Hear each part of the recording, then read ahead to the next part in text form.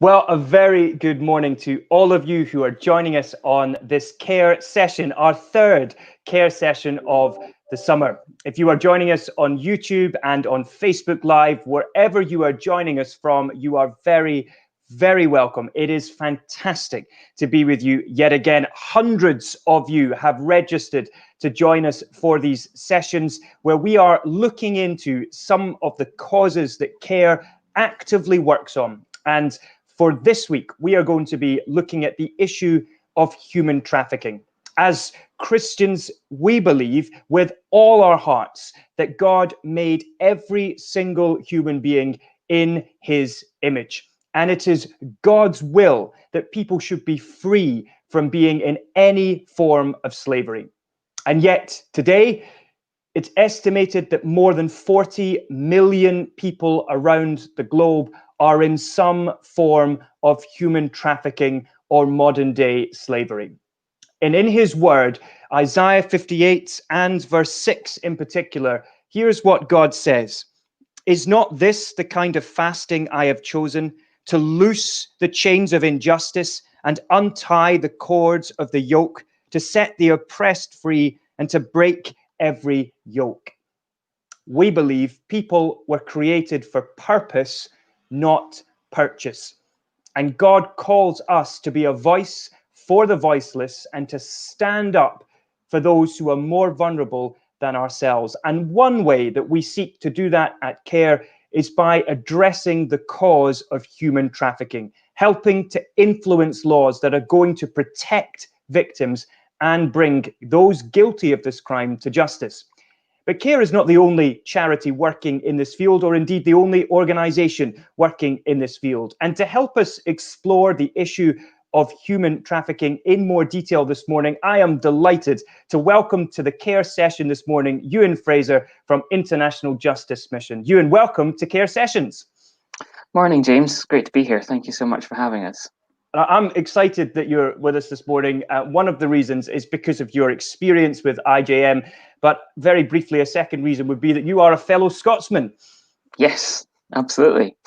Which gives us a unique bond, although we do come from different sides of the divide in Scotland. You're a West Coast boy, is that right? Yes, from Glasgow. From Glasgow, yeah, and I come from the other city, as I'm sure it's called in Glasgow. You work for International Justice Mission. Do you want to just share with us a little bit about IJM, as it's known, and your own personal journey towards working for this ministry? Sure. So I've been with IJM, International Justice Mission, for about 18 months now. I'm their Public and Corporate Affairs Manager. So I lead on our engagement with the UK government and with British businesses to see how we can support them. And essentially, IJM works across a whole range of issues, but many of our offices around the world deal with human trafficking and modern slavery.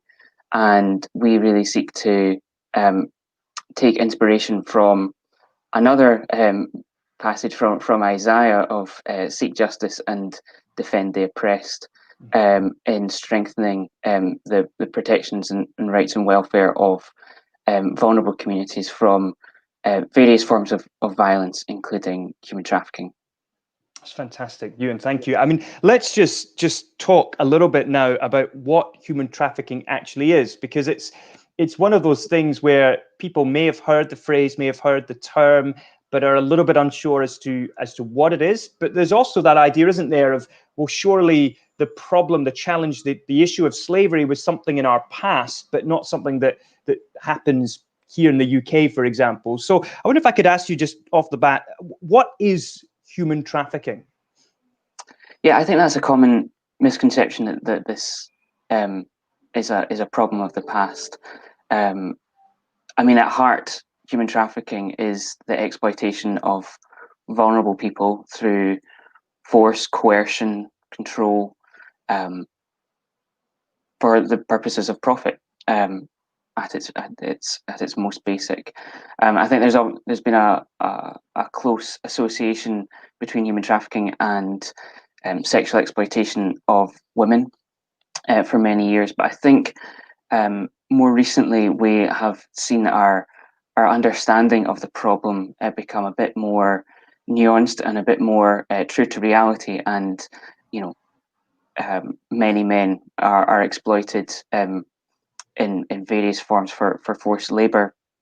We see forced criminal activity, and I think we've really seen a shift, particularly here in the UK, in terms of what we see as exploitation. So the change in how county lines cases where children are forced to carry drugs around the country.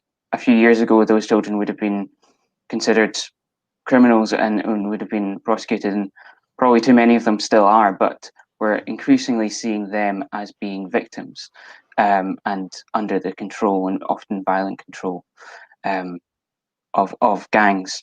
And really we see this around the world. As you say, 40 million people around the world estimated to be in slavery, and our teams are working in all sorts of different conditions on fishing boats, in brick kilns, and brothels, to try and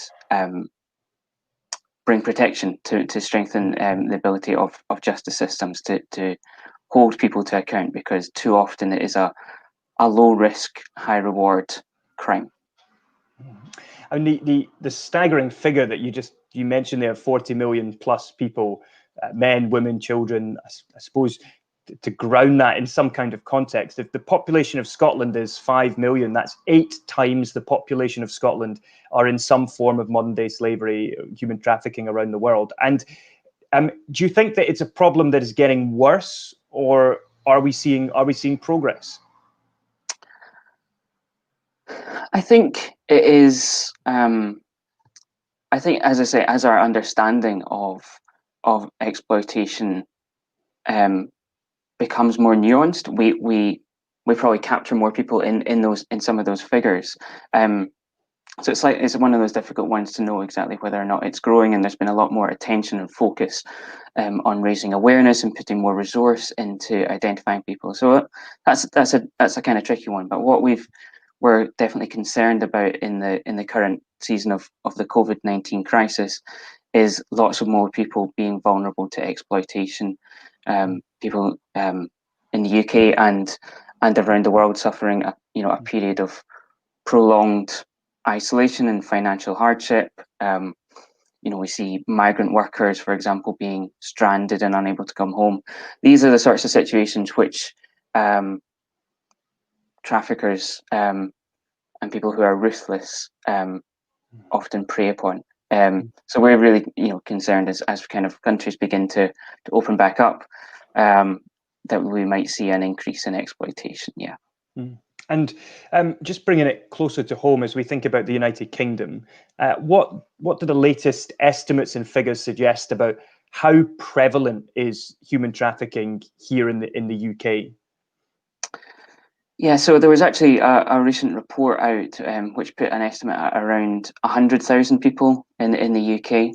I think each year we're getting better at identifying people, as I say, but still only identifying maybe around sort of 7,000-8,000 a year. So there's many more people who are not being identified for one reason or another, and often these are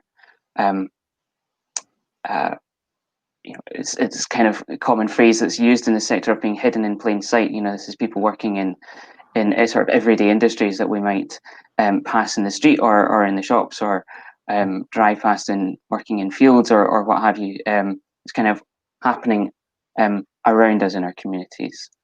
So there was that thing that the app that the Church of England launched a few years ago about to do with car washes, and I remember at the time thinking, I'd gone through any number of car washes in my time, usually with my dad's car, just getting it clean for him, and yet all of a sudden there was this idea that the folk working there could very well actually be being exploited even while they washed my dad's car.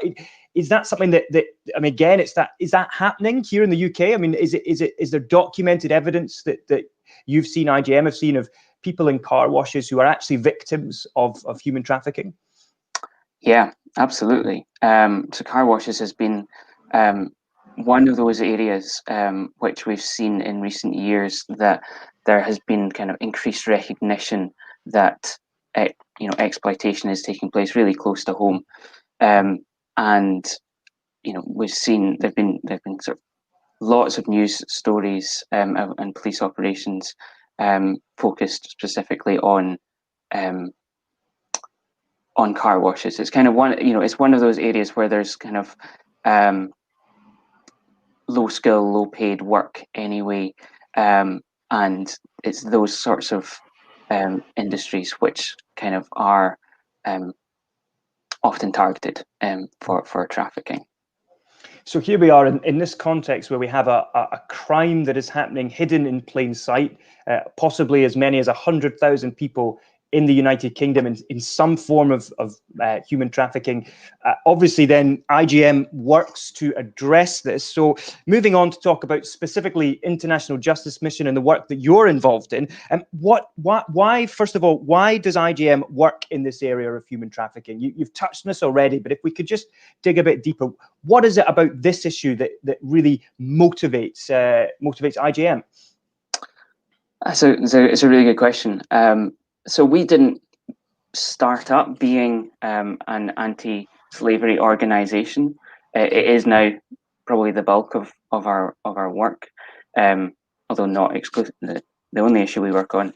But we were sort of set up on the basis or the idea that in order to help lift people out of poverty, you need to protect them from violence. There can be lots of great initiatives to provide, I don't know, education or infrastructure or job opportunities. But if people aren't safe, or if people aren't able to go to those jobs because they're scared or they're being controlled by someone else, then you can't help them out of poverty. And so that's kind of where we our sort of starting point for all of our work. And modern slavery is obviously a massive, prevalent, urgent problem, which often goes unchallenged. There's a big issue of impunity for traffickers, although there are laws almost everywhere making this sort of exploitation illegal. It's very rarely enforced, and so that's kind of where we come in. We aim to support that justice system response so that police and others can identify people who are being held in exploitation, help them into support, and then work with police and prosecutors to try and hold traffickers to account, and build the system up so that it can proactively address it on its own. And just very quickly, for all of you who are watching on YouTube and on Facebook Live as well, if you do want to find out more about International Justice Mission, then do please go to their website, ijmuk.org. Is that right, Ewan? Yep, that's right. Excellent. Oh, my notes are correct. So do please go to their website. It's a wealth of information. Be very, very helpful. Euan, just picking up on this idea of strengthening justice systems. I was looking the other day on your website and I noticed that there's a three-pronged, part kind of model that you use: rescue, restore, rescue and restore, bringing criminals to justice, strengthening justice systems. So just on that last one you've talked about already, strengthening justice systems, but are IGM involved in the actual rescuing of victims of human trafficking as well? Yeah. So how we work is everything is done in partnership with the local authorities, and local police. So we will work to identify people who we think are in exploitation, and present cases to the local authorities. Provide training to them in how to identify people who are being exploited. How do you look at someone who's working in a factory or on a fishing boat, and tell if they're being exploited? We'll then work with the authorities to help them out of exploitation, and into the support that they need. and so yeah, we will partner with them. So we're often the ones going in alongside the into the brothels, alongside the police, into the factories. Really, I mean, I guess that serves a few purposes, but one of the main ones is that for survivors, it helps to have a charity there, because they're probably quite mistrusting of the police, from what they've probably been told by their traffickers to keep them scared. Um, so we partner with them, and kind of being there from that initial kind of investigation, and that operation, and all the way through to the prosecution. It kind of lets us see what the gaps are and what the problems are, and then we can kind of deliver, additional training or other kind of interventions to help fill the gaps. So I guess it's one of those things, isn't it, where if someone, a man, a woman, a child, is a victim of human trafficking, that the process of being rescued and set free, and then that work of rebuilding their lives, that is by no means an easy process. And I imagine that they carry a significant load of trauma, understandably, and you've mentioned their mistrust as well. And if they're needing help from the authorities to kind of rebuild their lives, that makes it even more difficult, because the very people who are now trying to help them, they're thinking, well, can I trust you? And so, how important is that on the ground work to kind of rebuild trust for someone who has been rescued from human trafficking? Oh, it's enormous. The kind of that initial point of release from the traffickers is just the start. I mean, the survivors very often take, well, everyone who experiences trafficking is an individual and will experience exploitation and trauma differently. And so some people will require just, a little bit of assistance, but there have been many cases where people will require, intensive support for years. We our kind of programs of support are kind of a basic sort of 2 years, but many people will need longer. We hear stories from partner organisations in the UK supporting people for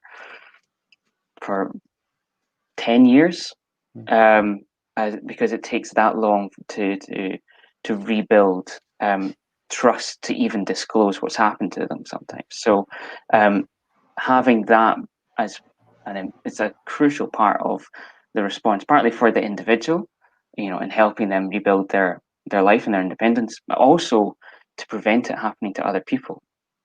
Because a big part of making sure that traffickers are held to account is witness statements and witness evidence. And so there's a big part in terms of supporting survivors to be able to disclose, and to create an environment that's safe for them to do so. And it's really bringing home, I think, to me, and I'm sure to many who are watching as well, just you have someone who could have been a victim for a decade of their life, of their adult years, or even before then. And then you're saying in some cases it can take up to a decade for that person, having been rescued, to then rebuild their life. We're talking about the best part of someone's life, basically lost to trafficking, and then a long, laborious recovery period. That really does go to emphasize, I guess, just how important it is that we are not just there for them in rescuing them initially, but also there for them right the way through that process, and keeping up with them and helping them in any way that we can. Ewan, I want to pivot and just talk a little bit about, in the UK, we have laws now in place to address the issue of human trafficking. Just in sort of broad brush summary strokes, as it were, what are the existing laws that we have to try to stop human trafficking and modern slavery here in the UK? Sure. So there's a few, but the main one for the kind of UK as a whole is the Modern Slavery Act, which does various things, including sort of consolidating the criminal law. It gives police more powers. It created the Independent Anti-Slavery Commissioner. It put requirements on businesses to publish statements about what they are doing to address slavery in their supply chains, which is an issue which we haven't even talked about yet, but the kind of how close slavery around the world is to us here in the UK through business supply chains. So that's been an important step forward. And also in Scotland and Northern Ireland, there are human trafficking and exploitation acts which do similar things in terms of what the devolved authorities have in terms of criminal law and support. I think that's something which kind of differentiates the legislation in Scotland and Northern Ireland from the Modern Slavery Act, is that they set out kind of clear rights to support for survivors. Just traveling back in time, you'll forgive me this sort of personal thing, but for all of you watching who are from Northern Ireland, care supporters from Northern Ireland, it was back in 2012 that the conversation happened between one of my colleagues and Lord Morrow, who's now a member of the House of Lords, back then was a DUP MLA in the Northern Ireland Assembly. And that conversation led to Lord Morrow introducing a private members' bill in the Northern Ireland Assembly to really update Northern Ireland's anti-trafficking laws, introduce new offences, introduce new support for victims, and so on and so forth. And at CARE, we were beyond privileged to work as Lord Morrow's chief advisor throughout that whole process, but there were so many others who played a part. And for you watching, you too played a part back then, 2013, all the way through to 2015, when it was finally passed into law. I think it was January 2015 it received its royal assent. All of you who wrote to MLAs about this issue, got informed on this issue, prayed about this issue, gave to CARE during that period, you all played a part in bringing that law in. And it does go to show, doesn't it, Ewan, that when, as Christians, we get involved in an issue like human trafficking, when we work by contacting our MP, contacting MLAs, MSPs, or MSs in the Welsh Parliament, that it really can make a difference, can't it? Oh, absolutely. Yeah, I mean, I think that so that experience in Northern Ireland is very similar to what we saw in Scotland, where it was, again, a private members' bill, which was taken on by the government because there was such clear support from the public. I can't remember the figures now, but there was an enormous response to the public consultation on that piece of legislation. So yeah, I think it really shows the value of getting involved, really, and participating, and then you can see change happen. That's fantastic. Yeah, just picking up then, you mentioned two things I want to just delve into. You mentioned supply lines, for example, and maybe some people watching will been aware of recent things in a factory in Leicester, I think it was, and also just how some high street retailers, for example, that they've been in trouble in the past or even right now for using supply lines somewhere along the way that actually involve the exploitation of fellow human beings. How widespread is this problem, and how serious is it? Oh gosh, how widespread is it? It's huge. It's huge. Haven't I?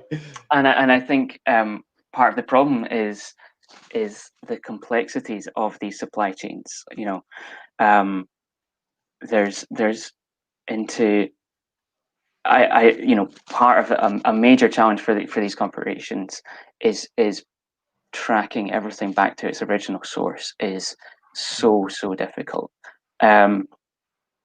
Not that they shouldn't try, but it is incredibly difficult. And I think, you know, a lot of what we see is, particularly in, you know, for well, actually, Leicester maybe goes against this point, but you know, where there's sourcing from countries around the world, where there's large supplies of, you know, they source there because there's cheap labor, and there's also weak protection of workers' rights, and so it kind of all comes back to the fact that you've got to be strengthening the protections for those most vulnerable communities. You know, you can do initiatives to, you know, have arrangements with suppliers, and that's really important, and do your due diligence. But if you're operating in a context where workers' rights just aren't prioritised and protected, where the power lies with the employer or the trafficker rather than with the worker, then you will get exploitation of some form. And yeah, I think it's enormous, and it's been known about for years. I mean, you think of the kind of the move in industries like cocoa, or coffee and tea, and all these industries where we know that there's been slavery in the supply chains for decades. So I think it's kind of important to now start to really look at some of those root causes. I want us to to sort of draw this to a close by looking practically what can people watching actually do. But very quickly, if you'll permit me, let me just touch briefly on something that you mentioned, Ewan. You talked there about how in Scotland and Northern Ireland there were provisions in the legislation there to provide support, guaranteed statutory support for victims who have been rescued from human trafficking and modern slavery. And it's an issue that is very much on CARE's heart down here in England and Wales as well, in that that was something that the Modern Slavery Act didn't provide for in the same way. And so along with yourselves at IJM, we're part of the Free for Good campaign. We are backing a bill in the name of Lord McCall, who's a Christian peer in the House of Lords, who's been a tireless campaigner, one of many in the Lords and Commons on the issue of helping protect victims of human trafficking from further harm. And so his bill would change the law in England and Wales to give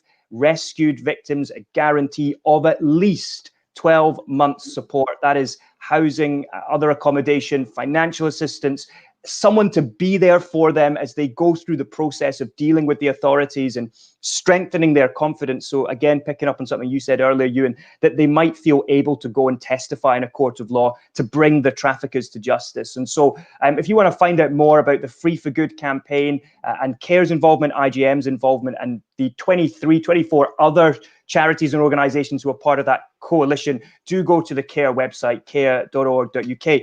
Ewan, let's land this by getting practical very briefly. Someone's watching this, they've really been struck by this challenge of human trafficking. What can they do themselves as an individual to get informed and to take action? Sure. Well, I would just quickly second the importance of that Free for Good campaign and Lord McCall's amazing work. It really would help enormously. So, I mean, one thing which folks watching this can do is to back that. I mean, we talked before about the impact which we saw in as regards the Human Trafficking and Exploitation Acts from people getting involved, and I think getting behind that campaign, showing support publicly through contacting your MP about that, would be a great thing for people to do. I don't think you can underestimate the importance of raising awareness. We kind of have a little bit of a motto of nothing happens just because you raise awareness, but nothing can happen until you do raise awareness. So I think, educating yourselves and your communities about some of these issues, just how close at hand some of them are, whether or not they're happening in your community directly or around the world, and you're connected through the goods that you're consuming, the phone that you're using, I think is really important. And we've got a part of our website which is a bit of a myth buster for issues of modern slavery. So do check that out.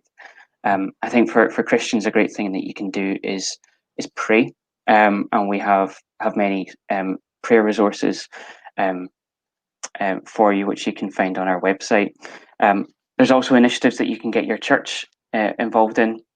There's something called Freedom Sunday, which is happening on the 20th of September, where churches around the country and around the world dedicate a service to digging into the issue more and to praying for the end of human trafficking. And we've got lots of other support for you and your churches on our website. But I think in terms of like really practical, is thinking, coming back to the supply chain issue, is thinking about how it impacts the goods that you're consuming, and think about what choices you can make. Sometimes, there are financial constraints and we live in the real world, and that's That's sometimes the bottom line. But could you perhaps challenge some of your favorite brands to do better, to be more proactive? I think that would be each of those would be really important. Amazing. And you know, taking just 5 minutes of your time to read an article about the signs of human trafficking, modern day slavery, 5 minutes is not a huge amount of time. And I remember when I first did it, when I started working for CARE, just sort of having my mind, you know, not blown in a good way, but really just opened to understand this issue. Euan, we have run out of time. I want to just say thank you to you so much for joining with us and for all that you are doing and IJM is doing as well. It's an amazing ministry, and we're so grateful for you, and we'll pray God's blessing on all that you're doing. Thank you for being with us. For all of you watching, thank you so much for joining with us on Facebook Live, on YouTube. Trust this has been helpful. If you are registered for CARE sessions, then the good news is you will be receiving later on today a complimentary email with some bespoke resources to help you dig deeper into the issue of human trafficking. If you're watching on YouTube, we would love for you to subscribe to our YouTube channel so you'll get more updates about the work that we're involved in at CARE. And if you're watching on Facebook Live, if you haven't done so yet already, do like and follow our Facebook page. Day by day updates on all the causes that CARE is involved in. Trust again that you've had a good time with us this morning. Thank you for joining with us. And we'll be back next week, Thursday, 11 a.m. for the final CARE session, looking at the issue of free speech. And I will see you then. Thank you all very much.